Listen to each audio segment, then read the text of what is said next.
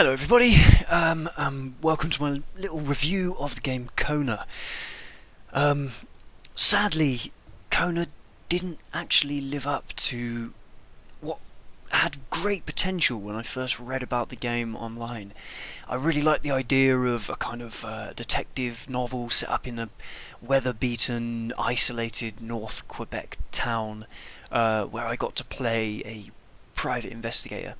In the background here you can see me starting the game, and you'll see the beginning, the kind of setup of the game, which is actually quite good. You begin driving through the forest on a mild day up into northern Quebec, and then you find that you've crashed into a speeding vehicle coming the other way, and you wake up again a few hours later in a car stranded in the snow with snow beating down all around you, and you're freezing cold. So there was potential for this game, and I really kind of wanted to enjoy it, and it sort of was right up my street. However, it just didn't kind of follow through.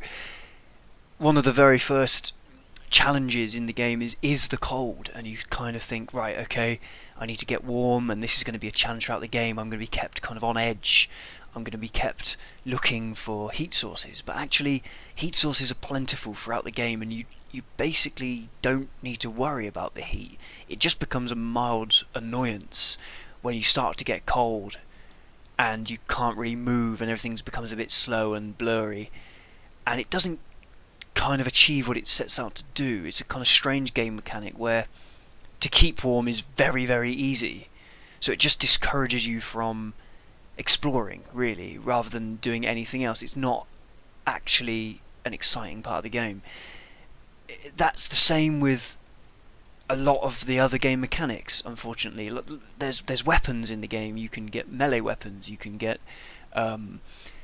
There's a pistol and a rifle that I came across, and they're kind of ineffectual. Your aiming is bad. The melee weapons don't seem any way worth using, and you know that there are wolves in the forest, for example, and sometimes you might come across a forest. You think, okay, I'm going to go and explore, and I really enjoy going off of the beaten path and finding interesting things in the forest, but because of the lack of defense, you basically don't want to do that because you know you probably will die. So the weaponry was basically pointless. And so many times when I wanted to wander off into the forest, I didn't bother, because I didn't want to die. I basically just kept driving around in my truck, to kind of get from house to house and ignoring all of the kind of mysterious countryside around me. It was kind of frustrating. You can see me here trying to work out how to get through this roadblock, which the game begins really well. It's sort of mysterious, it's mild, and the people are missing, the phone lines are down, as you can see here, and you're kind of isolated, and there is a sense of isolation and loneliness, and sort of there's a creeping sense of kind of almost being watched, and the game sets up well. You can see here me reading about the area. You're clearly in the wilderness here, you're in the wild. And here again you can see me reading a flyer for the area, and it's kind of a nice setup. You do feel like, right, we're going into something different here, but it doesn't really follow through. One of the main issues is the amount of information, and its kind of disorganisation, and its kind of scattergunned approach. There is a kind of glimpse of freedom, a glimpse of allowing you to do your own thing. However, that doesn't ever really follow through very well, because even if you come to a conclusion from a set of clues that you find, that conclusion, even if it's wrong, doesn't matter, because the narrator, who is awful, by the way, will just jump in and give you the conclusion that you should have come to. There's no kind of room for your own thoughts in the game. The narrator will quite quickly jump in with some kind of very badly written quip about what you're doing. Everything's quite kind of cliche and very. It's extremely what you would expect for this kind of game. There's no kind of interesting writing in the game at all. You're just stuck in a very cliched 70s kind of pulp detective novel. Um, that kind of permeates into the character. The character is a career veteran, down on his luck private eye who just takes any old job, and I mean we've seen it all 100 times before.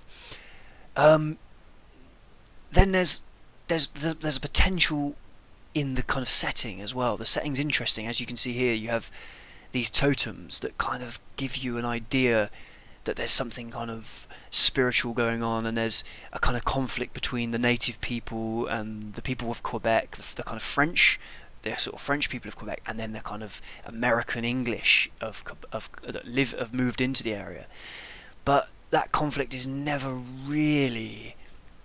um, never really comes to fruition, and so you don't really care at all. And again, you can see there that to solve this puzzle of just breaking some chains, you just need to walk to the top of the obvious thing you need to walk to the top of, and you get some bolt cutters that happen to be at the top. It's the puzzles are boring and easy. So I really wanted to enjoy this game, and there were glimpses of something that could happen, something interesting that could happen, but nothing really does. And the storyline is fine, but not very immersive, and you don't really give a monkeys about any of the characters. There's actually only one person you talk to, and he's weird and doesn't really converse very well. The script is bad. Yeah, so it's a bit of a shame, and I don't really like to be overly critical of these games. There were moments where you thought, this could become something here, or this is going to happen, but it was all very, very linear and very, very kind of you're stuck. You're stuck on the path, and there's this map. As you can see, there's plenty of room for exploration, but you're not really encouraged to explore any of it because of the weird dynamics with the cold and the weaponry and the wolves and everything, and you just feel a little bit let down. And lastly, the ending came very, very soon.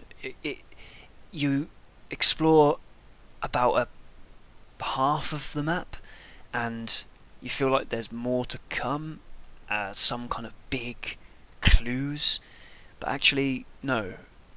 Unless I missed something, which is completely possible, it just never comes. Anyway, I can't recommend the game, sadly, but if you still think you might want to watch my playthrough after this damning review, feel free to do so. Thanks very much.